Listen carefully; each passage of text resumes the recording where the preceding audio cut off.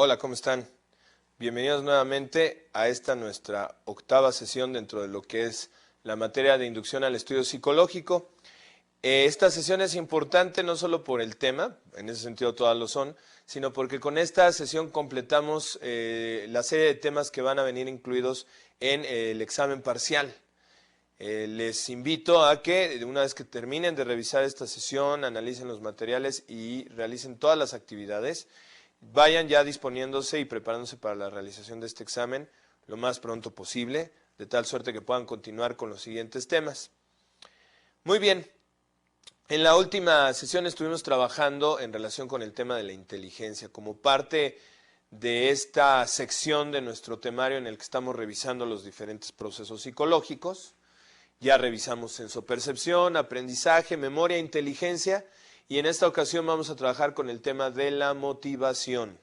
Un tema que en cierto sentido también nos va a remitir a la primera sesión cuando estuvimos trabajando con las concepciones filosóficas sobre el ser humano, y ustedes ya irán apreciando el porqué, igual que también evidentemente nos va a hacer recuperar sobre todo el tema de los valores, ¿sí? Porque de alguna manera lo que vamos a ver ahora de forma más amplia son todas aquellas cuestiones que de alguna manera son responsables de nuestra conducta y que en cierto sentido podría decirles que este tema de motivación viene a ser un tema integrador, un tema que va a permitirnos sistematizar mucho de lo que hemos visto en las diferentes sesiones, y justamente por eso hemos elegido que esta sea la sesión con la que cerramos esta primera parte del curso para que realicen su examen parcial.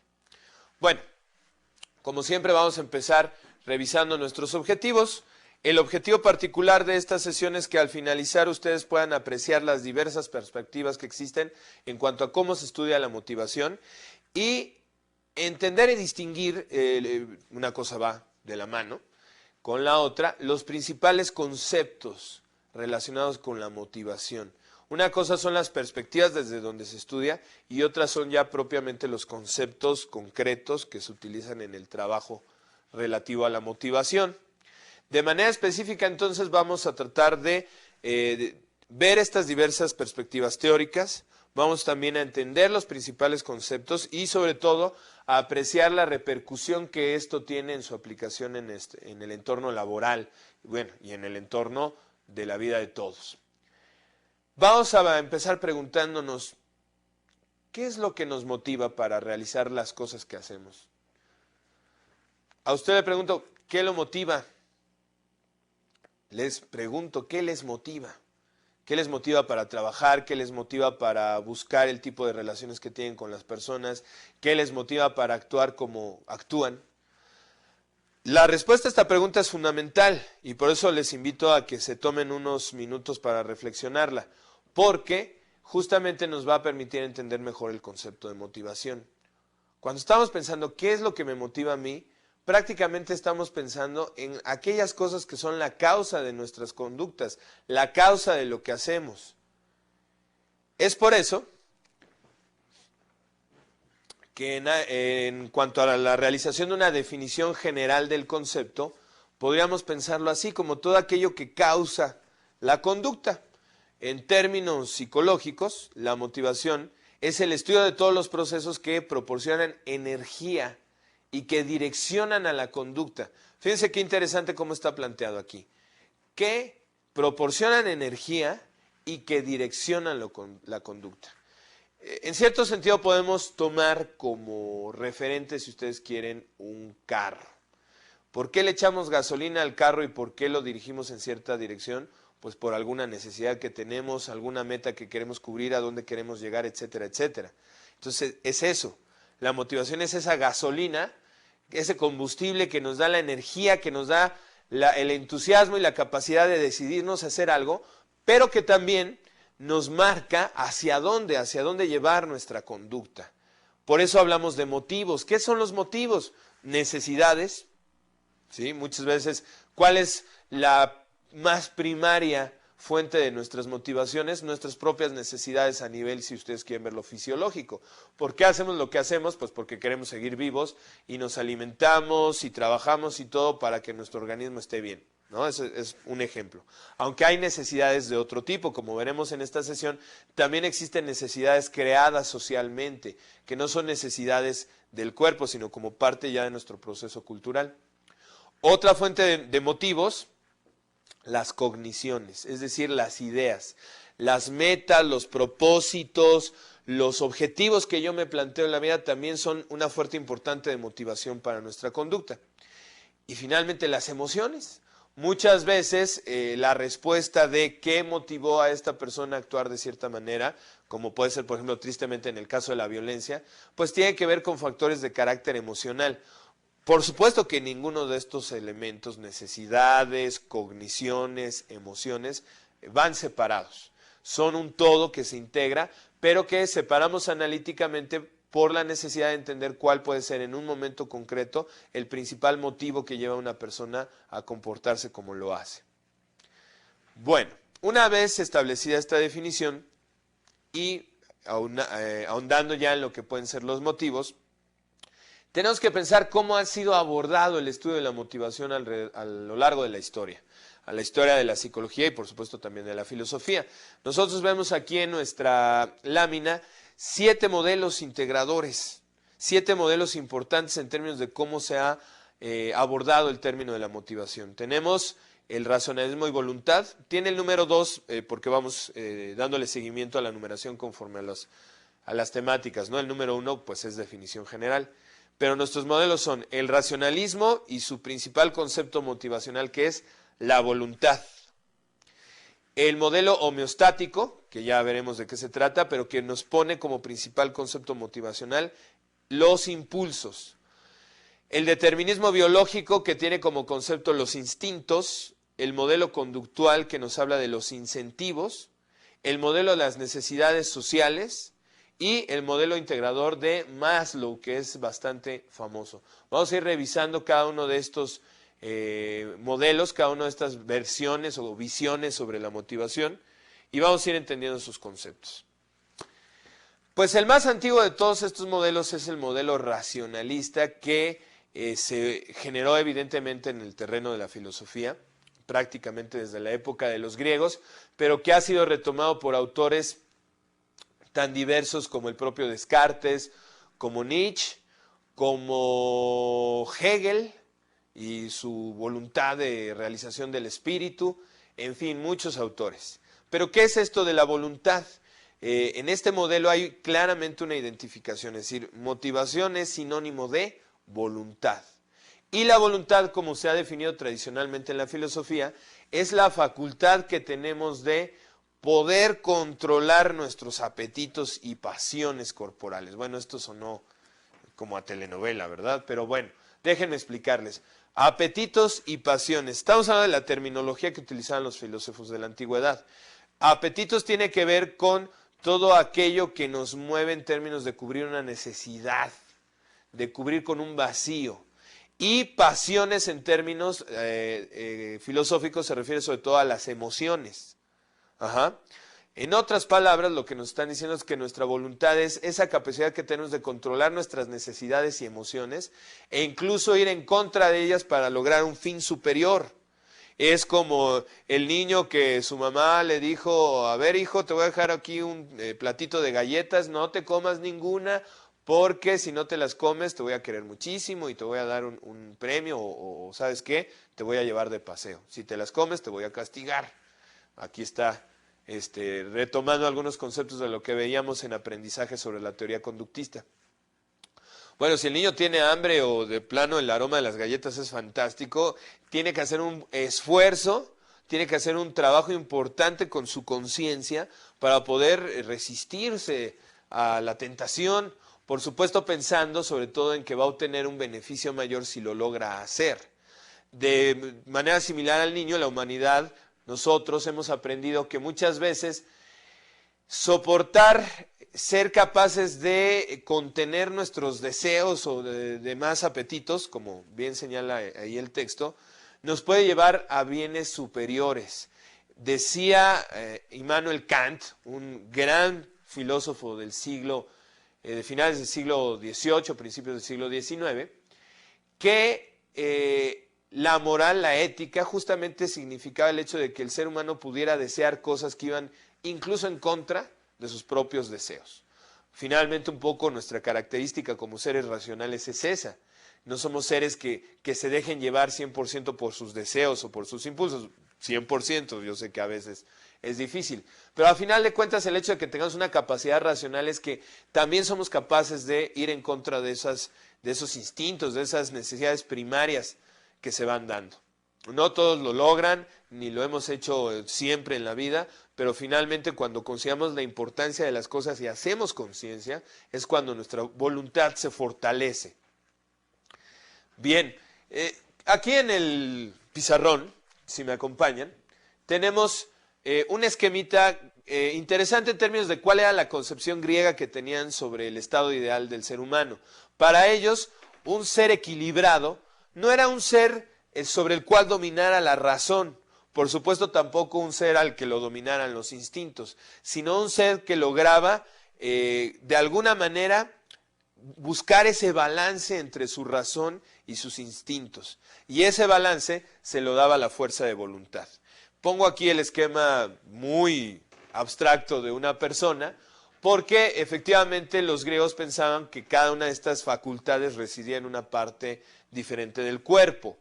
La razón residía en la cabeza, los instintos residían en el vientre y el bajo vientre, y la voluntad residía en el pecho. Quizá por eso tenemos en nuestra cultura la idea de muchas expresiones que cuando se refieren a la voluntad usamos esta parte, decimos hay que echar el pecho hacia adelante, ¿no? Como una manifestación de voluntad.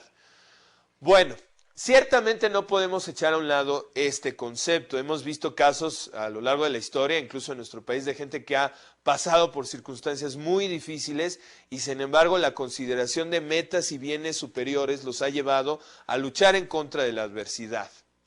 Esa importancia de las metas, de los propósitos superiores a alcanzar, es justamente lo que sostiene la voluntad. Sin embargo, sí se han hecho críticas importantes que es necesario considerar al tema de la voluntad. Una de esas, la fundamental, es que la voluntad es un concepto muy subjetivo.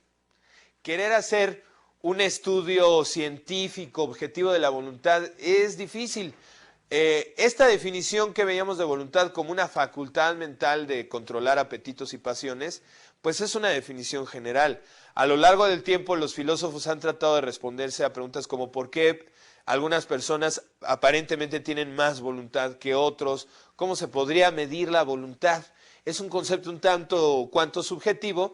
Y en una época, sobre todo en la época en que la psicología quería convertirse en una ciencia utilizando metodologías experimentales y cosas comprobables, pues se entiende que durante un cierto tiempo esta concepción racionalista se rechazó en el estudio de la motivación desde el punto de vista científico, por considerarla muy subjetiva y muy difícil realmente de aterrizar en términos que se pudiera evaluar o trabajar con ella.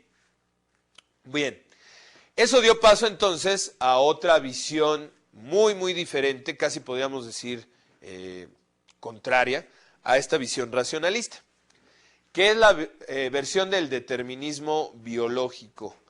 Cuando pensamos en biología, en evolución, es inevitable regresarnos al terreno de la teoría de la evolución de Charles Darwin. Obviamente entendemos que el instinto puesto bajo esta perspectiva, el concepto de instinto, hace referencia a una serie de estrategias adaptativas que permiten que las especies se adapten a su medio ambiente y sepan cómo actuar.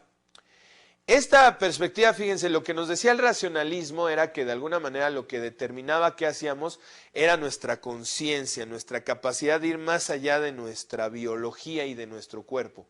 Pues la teoría determinista biológica dice exactamente lo contrario.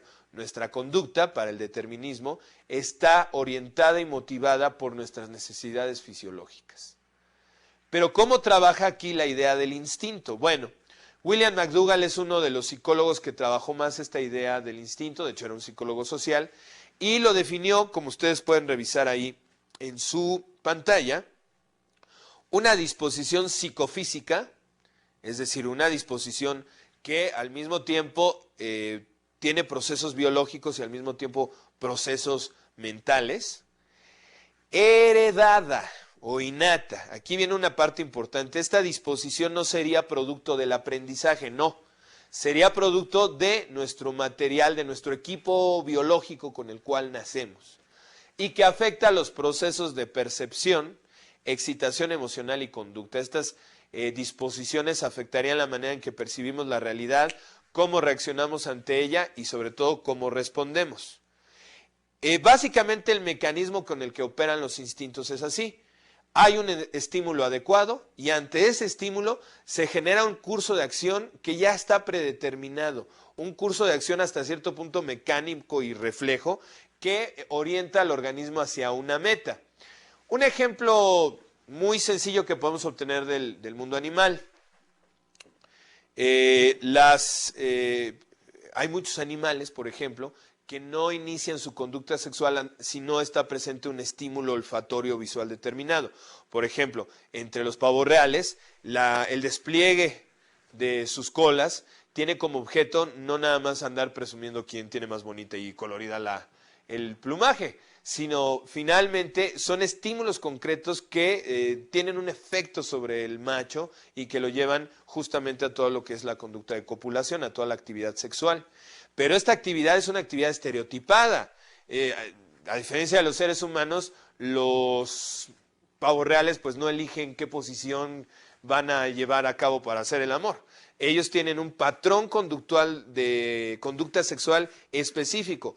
Todos los machos de los pavos reales copulan exactamente igual y ante el mismo tipo de estímulos. Es un proceso automático en cierto sentido, si lo quieren ver así. Bueno, otro ejemplo. Hay animales que solamente entran en proceso conductual ante la presencia también de ciertos estímulos muy específicos. Por ejemplo, las garrapatas. Las garrapatas normalmente están agarradas a los árboles. ¿En qué momento se desprenden de los árboles? Solo cuando hay la presencia de dos estímulos. Cuando olfatean el ácido butírico que está en la grasa y cuando perciben el calor. ¿Sí? Entonces, calor y olor a grasa son estímulos que hacen que la garrapata diga, me suelto, pero no lo hace así como decir, claro, está pasando un animal. No, por supuesto que es un proceso automático, instintivo, que lo lleva a desprenderse para buscar pues el alimento en la persona o en el animal en el que se pegan.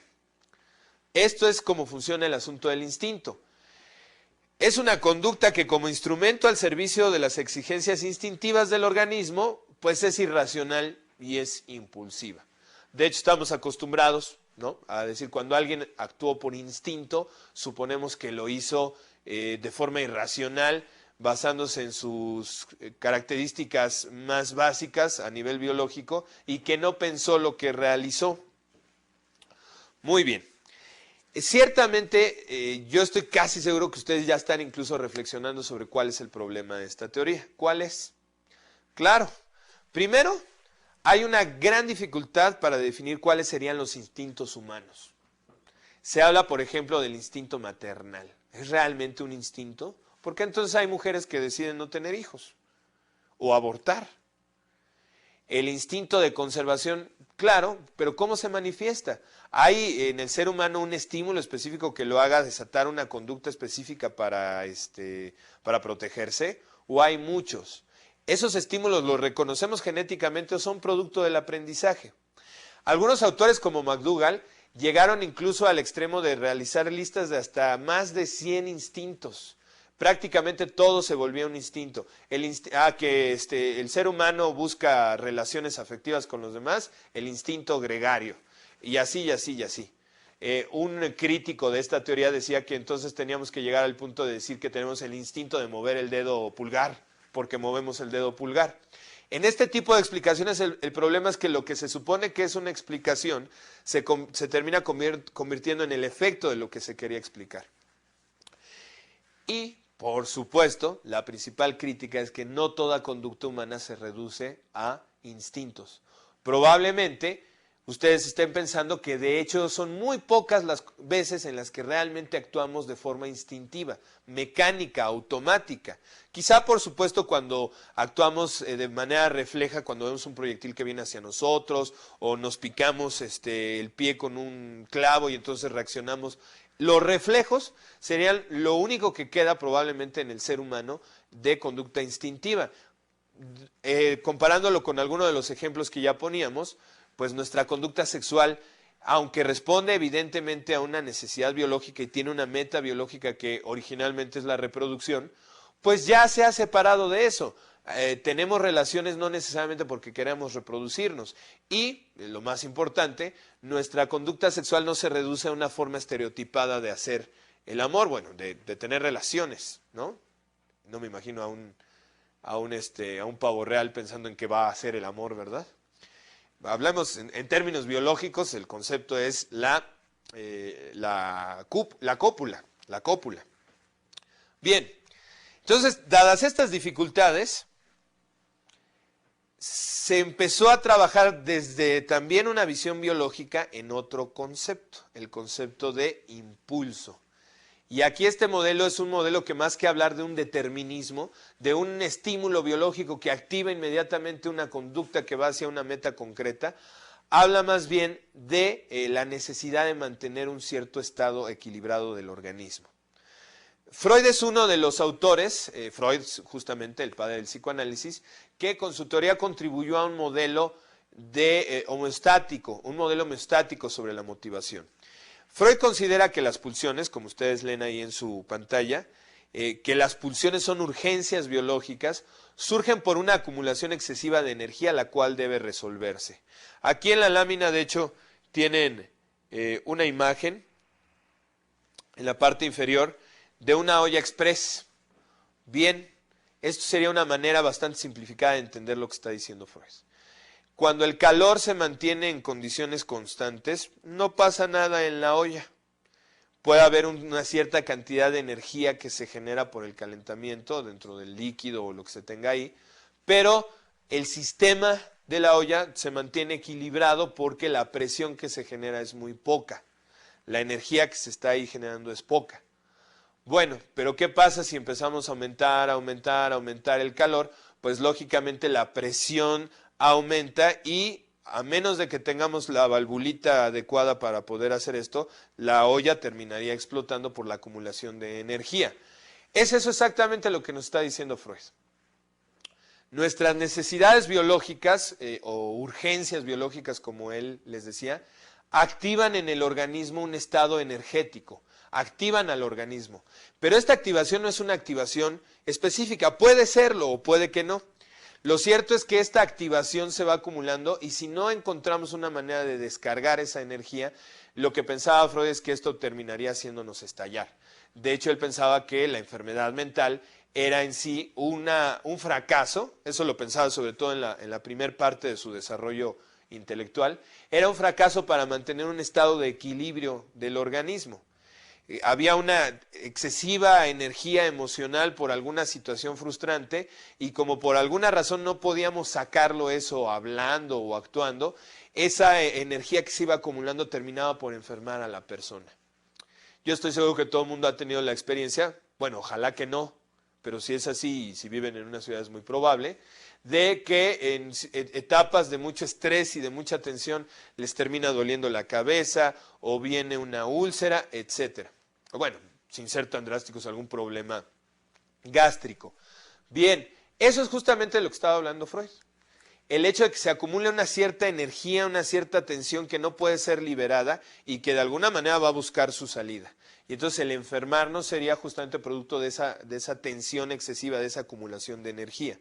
Por eso, cuando actuamos, la motivación final de nuestra acción, pues es regresar a nuestro organismo a su estado de equilibrio, que es exactamente como ven un poquito más abajo. Vamos a brincarnos ahorita un punto, pero conviene lo que es el concepto de homeostasis, el estado de equilibrio interno del organismo. El hambre, la sed, la necesidad sexual, en ciertos sentidos, trabajan como impulsos, activan y orientan al organismo. Ahora, el organismo va a actuar justamente para resolver esa tensión y regresarnos a un estado de equilibrio. En este punto me gustaría que me acompañaran al pizarrón para dejar un poquito más clara la diferencia entre lo que es un instinto y un impulso. El instinto. La lucha en muchas especies es un instinto. Un animal detecta la presencia de ciertos estímulos, otro macho en su terreno, alguien que está atacando a sus crías, un ataque contra él mismo, y eso activa inmediatamente un patrón, una secuencia de acciones que normalmente es la misma. Si ustedes piensan en cómo ataca un león ataca cuando se está defendiendo de la misma manera, y cuando está cazando actúa también de la misma manera. No hay un león que ataque de manera diferente, sino que básicamente hay una serie de conductas expresivas a nivel emocional que nos hablan de esto. Se enseñan las fauces, el animal se arquea, enseña las garras, hay todo un proceso que señala justamente el ataque, y eso es automático. Pero en cambio el hambre es un impulso. ¿Por qué? Porque activa al organismo, pero no le da una secuencia conductual específica que tenga que realizar. Por ejemplo, nosotros tenemos hambre, sí, no automáticamente hacemos lo mismo para comer. Tenemos muchas opciones de qué comer, tenemos muchas estrategias para saciar el hambre, buscamos otras formas de resolver este asunto en la manera en que nos vamos a sentar a comer, por la hora, etcétera. Este punto es muy importante. En cierto sentido, la teoría del impulso vino a rescatar la parte biológica al decir, bueno, ciertamente el ser humano ya no trabaja tanto por instinto, pero sí tiene una serie de pulsiones, de impulsos que tienen que ver con sus necesidades fisiológicas y que lo llevan a actuar. ¿De qué manera? Puede ser de formas muy diferentes, ahí está la gran diferencia con el instinto, pero al final de cuentas se trata de alcanzar esa meta que es la homeostasis, regresar al organismo a un estado de equilibrio. Otros autores abundaron más sobre estas ideas, como Cannon y Hall. Por ejemplo, Cannon justamente definía los impulsos como condiciones fisiológicas, un poco lo que ya veníamos diciendo, que generan un estado de activación hacia la acción. Ya sea por un estímulo interno específico, como en el hambre, que tenemos claramente un estímulo que nos está ahí llevando a actuar, o, como decía Hall, por una estimulación inespecífica. Por ejemplo, a veces estamos ansiosos y no ubicamos cuál es exactamente el estímulo que nos generó esa ansiedad, pero nos sentimos ansiosos y vamos a buscar una actividad o una conducta que nos ayude a reducir esa ansiedad. Entonces, ya sea que haya un estímulo específico que haya generado el impulso, o sea simplemente un estado general de activación, lo que siempre permanece constante es la necesidad de actuar para reducir la tensión, para disminuir ese nivel de activación y regresar a un estado de equilibrio. Esto es necesario, el organismo necesita estar equilibrado para mantener un nivel de reservas y de capacidades en su justa regulación. Un estado continuo de activación llevaría justamente a un desgaste del organismo, y es exactamente el tema del estrés. Es aquí donde tenemos que hacer un alto, porque sí conviene platicar un poco de ello. El estrés nos salva la vida, claro. El estrés como reacción ante una emergencia, si voy por la calle y alguien me quiere hacer algún daño, o bueno, si soy cazador, voy por la selva y me sale un león, mi cuerpo necesita estresarse, necesita activarse, necesita realizar un gasto de energía importante para que yo pueda huir de la situación. Entre los cambios que se dan producto de toda esta interpretación de una situación como amenazante, pues es que cambia el flujo de la sangre, se va hacia las extremidades, se secreta una mayor cantidad de una hormona que se conoce como adrenalina en las glándulas suprarrenales, se acelera nuestro ritmo cardíaco, nuestro ritmo respiratorio, se producen una serie de hormonas que incrementan la fuerza muscular, que por cierto se llaman corticosteroides, son esteroides naturales que producimos, y gracias a eso huimos de la situación. Termina el proceso y todos los indicadores fisiológicos regresan a su nivel. Pero cuando el estado de estrés es continuo, las cosas cambian. Cuando continuamente estamos preocupados por las situaciones laborales, por el tráfico, por la situación de la familia, el organismo no distingue. El organismo dice, hay tensión, hay que generar los mismos procesos. Y estos procesos desgastan al organismo. El estrés a largo plazo, el estrés crónico, hoy está perfectamente demostrado que se relaciona con infinidad de problemas de salud. Y ni siquiera con los que pueden ser más obvios, como los problemas cardiovasculares o los problemas a nivel gástrico, los problemas de tensión muscular, sino inclusive ahora ciertas ramas de la investigación neurobiológica, como lo que es la psiconeuroinmunología. Conviene que lo anote.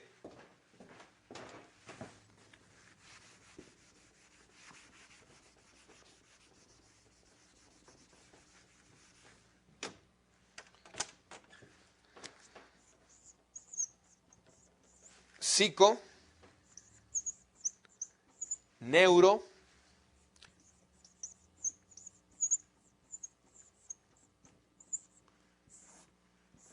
inmunología.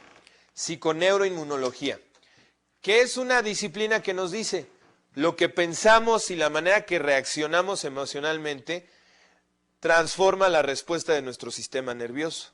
Y esa respuesta del sistema nervioso termina impactando a nuestra respuesta inmunológica.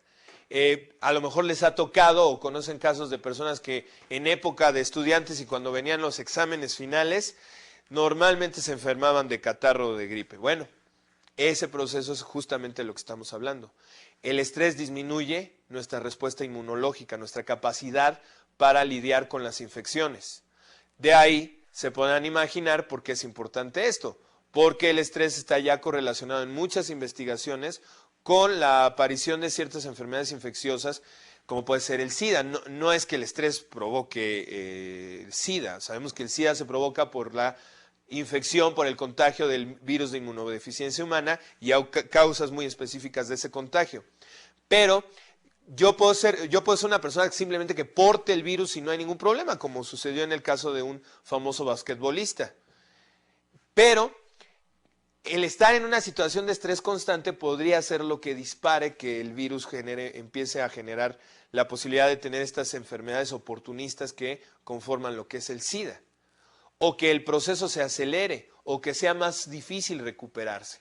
Entonces, de alguna manera hoy se sabe que todos estos factores emocionales y psicológicos, aunados al estrés, sí tienen un impacto importante en el estado de salud de las personas. Entonces, bueno, esto que estamos viendo viene de aquí.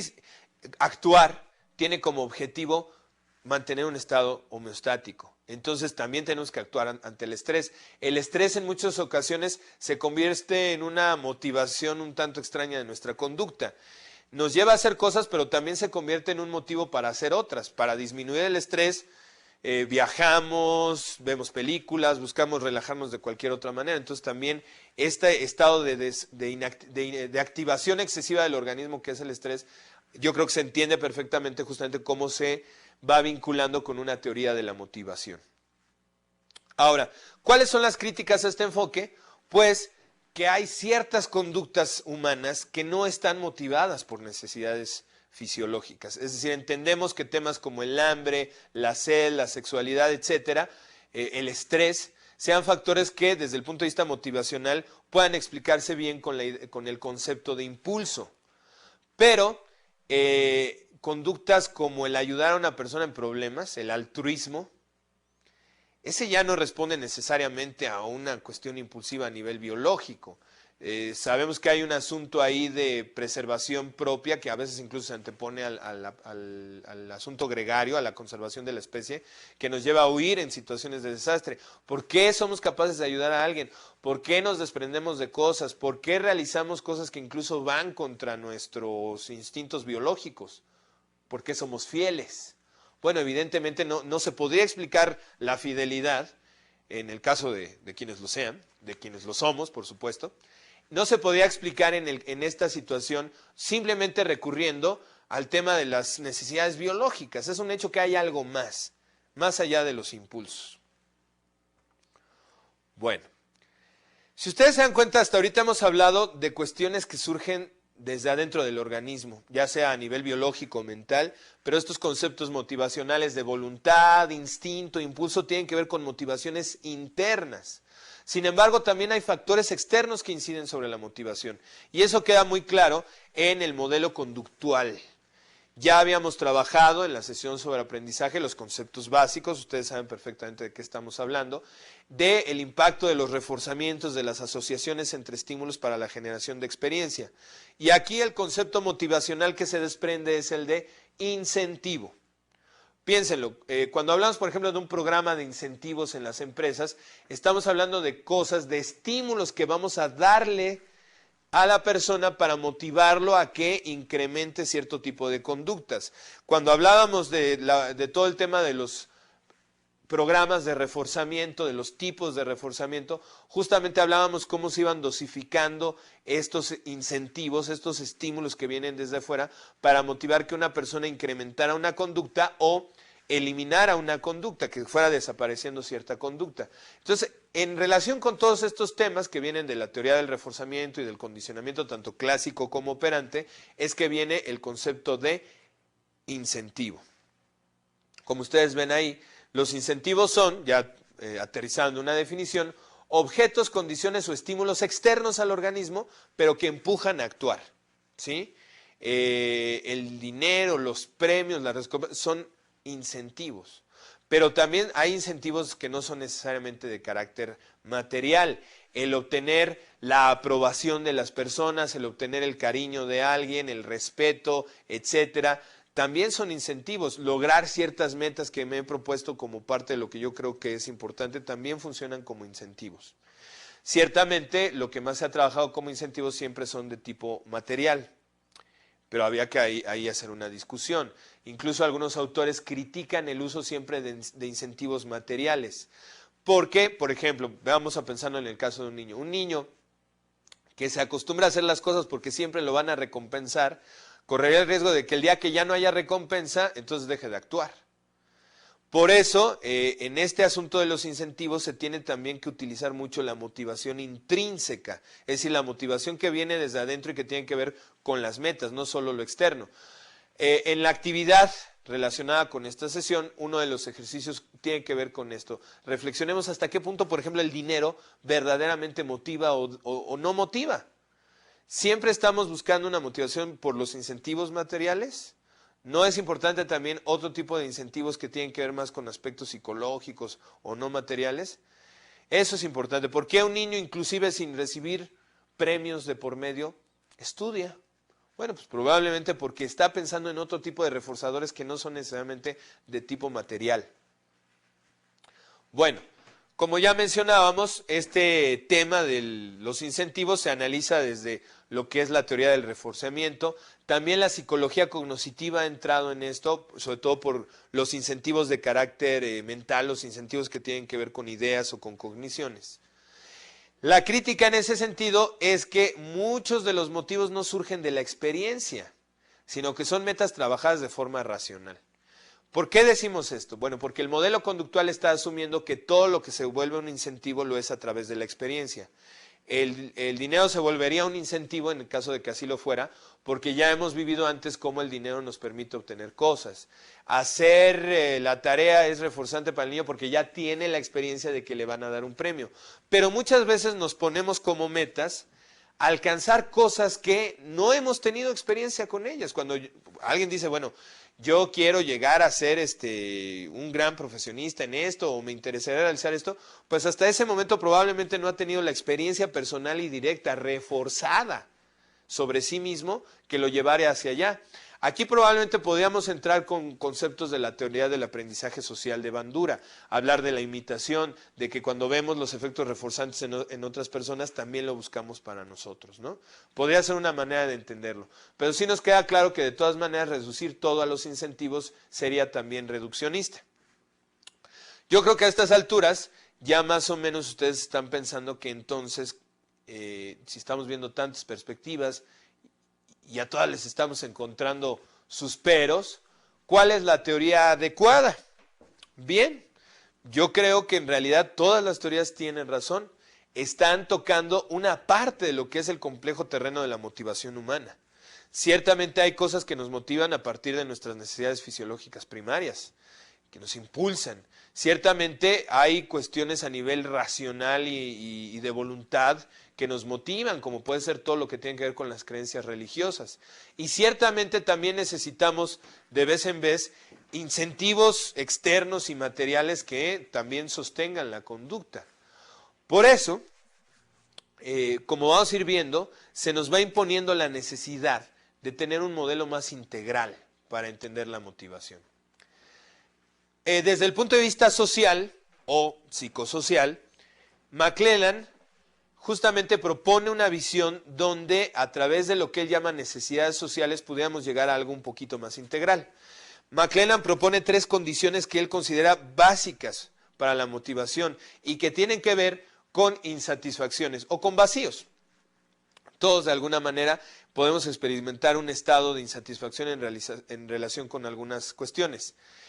Para McClelland hay 3 estados de insatisfacción básica, hay 3 necesidades básicas que son aprendidas socioculturalmente, no responden necesariamente a una motivación biológica y que son fundamentales. Él les llama necesidad de poder, necesidad de afiliación y necesidad de logro. La necesidad de logro, pues es el mejor ejemplo que podemos tener es cuando nosotros nos ponemos una meta interesante como completar un maratón sin hacer atajos, completar un maratón bien, realizar una tarea como puedes escalar una montaña o aprender a tocar un instrumento, lograr renovar todos los procesos laborales en mi área de trabajo, crear la mejor estrategia mercadológica que se pueda. Bueno, estamos hablando de necesidad de logro porque tiene que ver con el cumplimiento de las metas individuales. Afán por destacar, por realizarse de acuerdo con ciertos estándares para alcanzar el éxito, estándares individuales sobre todo. Aunque evidentemente ningún estándar es completamente individual. Si de alguna manera para alguien el logro tiene que ver con sus procesos de trabajo o con escalar una montaña, pues tiene que ver evidentemente con procesos socioculturales diferentes que han vivido. Pero lo que tienen en común es eso, el deseo de alcanzar una meta que se considera relevante desde el punto de vista personal. La necesidad de poder, es decir, el afán por lograr que los demás se comporten de una manera adecuada a lo que nosotros queremos, ¿sí? En maneras que no se habían comportado. Aquí no se malentienda que es algo así como diabólico, como de la necesidad de poder y de manipular a las personas. Lógicamente, en casi todos los textos cuando hablamos de necesidad de poder nos ponen junto la foto de Hitler o de algún líder político muy ambicioso. No, por supuesto que la necesidad de poder también tiene una parte positiva. Hay veces que sentimos la necesidad de poder generar cambios a través de las demás personas, ¿sí? La necesidad de poder, de controlar el entorno que nos rodea y lograr las metas que queremos, pero a través de los demás. Y también impulsando a los demás a lograr sus propias metas, ¿sí? Lo cual tampoco hace que neguemos esta otra parte de que hay gente que sí tiene una necesidad casi podemos decir hasta enfermiza de poder, de dominar. Y que tiene que ver, por supuesto, con las experiencias de la infancia y con muchos factores. Y la necesidad de afiliación, es decir, nuestra necesidad de formar grupos, de ser parte de sentirnos unidos a los demás. ¿A ustedes cuál sería su principal motivación? ¿La necesidad de poder, la necesidad de logro, la necesidad de afiliación? Reflexiónenlo, esto es interesante porque evidentemente marca la manera en que nosotros nos comportamos en el entorno laboral. Este es un tema que se liga sustancialmente con el asunto del liderazgo. No es lo mismo un líder que tenga una alta necesidad de logro a un líder que tenga más bien una necesidad de poder. Esto va a marcar estilos de liderazgo diferentes. Ahora, por supuesto que estas necesidades tampoco están separadas. Todos buscamos las 3 cosas, buscamos un poco de poder, buscamos el logro de nuestras metas y buscamos también la afiliación, solo que hay gente que probablemente tenga marcado más una cosa que otra. En el entorno laboral, lo que se ha mostrado muchísimo es que un adecuado equilibrio, sobre todo entre lo que es la necesidad de logro y la necesidad de poder, son importantes en el liderazgo. Finalmente un líder tiene que influenciar a los demás, pero también tiene que impulsar el logro de las metas específicas de cada quien. Y también se ha venido agregando la importancia, por ejemplo, que tiene en el liderazgo la necesidad de afiliación, de lograr también que haya una unidad de grupo. Es algo que ya habíamos tocado en relación con el tema de las actitudes y de los valores, pero que vemos ahora aquí cómo también viene a empatarse con el tema de la motivación.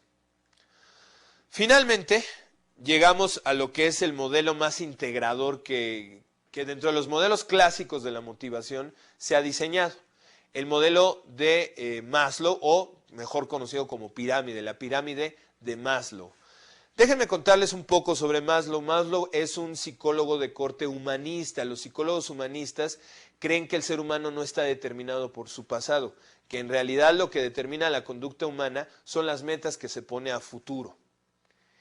En cierto sentido, el humanismo es una crítica tanto al psicoanálisis como al conductismo, porque ustedes recordarán que el psicoanálisis mantiene que lo que determina quiénes somos y por qué nos comportamos, como nos comportamos, es las vivencias de la infancia y los procesos emocionales con los que hemos lidiado.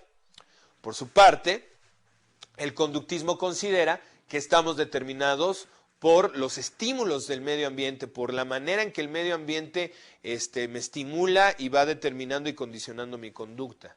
Enfoques biológicos, como la etología, que es un estudio comparado de la conducta animal, más bien ponen de relieve la determinación por parte de nuestros genes. Bueno, el humanismo dice, no estamos determinados por nada de esas cuestiones. Por supuesto que no niega su influencia, pero remarca la capacidad del ser humano para ir incluso más allá de todos estos determinantes y plantearse un camino nuevo y diferente en la vida.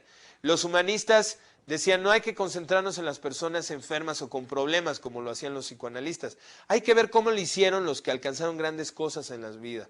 Los grandes líderes, las grandes personalidades que han transformado nuestra sociedad, cómo le hicieron. Y del estudio de todos estos procesos, Maslow, que es uno de los fundadores de la psicología humanista, llegó a la conclusión de que en realidad tenemos un conjunto de necesidades diferentes que están jerarquizadas. Por eso la idea de la pirámide. Y que conforme vamos resolviendo cada una de las necesidades de un nivel inferior, eso nos permite aspirar a el cumplimiento de rangos más elevados dentro de lo que es las necesidades. A veces el proceso no es siempre hacia arriba, a veces podemos regresarnos si perdemos ciertas circunstancias. Vamos a ver primero los niveles y vamos a regresar a estas ideas. El primer nivel, el más básico, vamos a revisarlo juntos, es el de la fisiología. Nuestras necesidades biológicas básicas, como cuáles: la respiración, la alimentación, el descanso, el sexo, la homeostasis. Lo que está diciéndonos Maslow es que esta es la base. Alguien, para poder avanzar hacia necesidades de corte mayor, de corte más propiamente humano, más significativas, primero tiene que tener garantizado este nivel. Buena parte de nuestra conducta en general siempre está orientada a garantizar estas necesidades biológicas básicas. Bueno, después tenemos las necesidades de seguridad. Seguridad física, de empleo, de recursos, morales, seguridad a nivel familiar, seguridad en cuanto a la salud, saber que vamos a estar bien, y en nuestra propiedad privada. En este concepto lo que está diciendo Maslow es que una vez cubiertas nuestras necesidades biológicas primarias, ahora nuestra siguiente necesidad es movernos en un entorno seguro en el que nos logremos sentirnos con la suficiente confianza para movilizarnos y hacer cosas. Si hay una carencia de eso, en ese sentido iría orientada nuestra conducta, a buscar los procesos, las herramientas que me ayuden a lograr esta seguridad. En tercer lugar, a un nivel más alto, están las necesidades de afiliación, la amistad, el afecto, el logro de la intimidad sexual.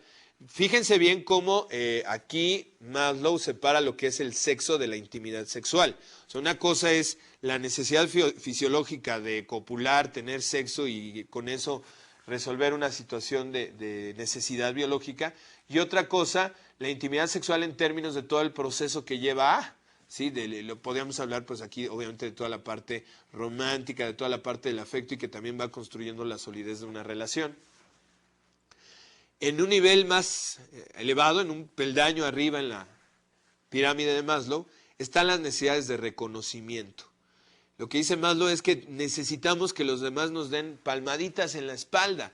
La confianza, el respeto, el éxito tienen que ver mucho con saber que la gente, los demás seres humanos están reconociendo lo que hacemos, que reconocen nuestra conducta. Eso es muy importante. En el terreno laboral, ya lo he mencionado varias veces, quedarnos con una visión materialista de que todo lo que necesito son estímulos materiales, nos deja de lado esta parte. La gente también necesita respeto, éxito, confianza. Muchos buenos vendedores logran esto reconociéndole a la gente muchas cosas, ¿no? Nos gusta que nos hablen bonito. Y muchos vendedores lo saben y por eso de principio llegan y le hablan bien a la gente, le reconocen cualidades, le reconocen actitudes. Los buenos jefes, la gente que sabe persuadir a los demás, les generan confianza, les generan no solo una seguridad física, sino una seguridad en ellos mismos. Podríamos sustituir este término de reconocimiento por el término muy importante que es el de la autoestima. En cierto sentido, el sentirnos bien con nosotros mismos, el tener confianza en nosotros mismos es fundamental para lograr el éxito en muchas tareas. Y la autoconfianza no es algo que se logre automáticamente nada más por repetir me quiero mucho, me quiero mucho, me quiero mucho, soy lo máximo, soy lo máximo, soy lo máximo. No. La autoconfianza tiene que ver con la confianza que adquirimos en la medida que vemos que lo que hacemos tiene éxito y que los demás también lo reconocen y nos retroalimentan en ese sentido. Bien, y finalmente el nivel más alto que sería el de la autorrealización. Es decir, ese nivel donde hemos logrado cubrir nuestras necesidades fisiológicas y de seguridad, donde tenemos la afiliación suficiente, tenemos amigos, formamos parte de grupos, tenemos una confianza básica en nosotros y a partir de ahí nos planteamos retos, nos planteamos metas a conseguir. La moral, la creatividad, el ser espontáneos, el no tener prejuicios, aceptar los hechos y animarnos a resolver problemas, como menciona aquí nuestra imagen, son parte de las características de este nivel. El buscar retos, buscar ya crecer como personas, crear cosas nuevas, orientarnos de manera diferente con las cosas. Por supuesto, y este es un aspecto importante, yo comentaba hace rato que el proceso no siempre es lineal, no siempre vamos para arriba.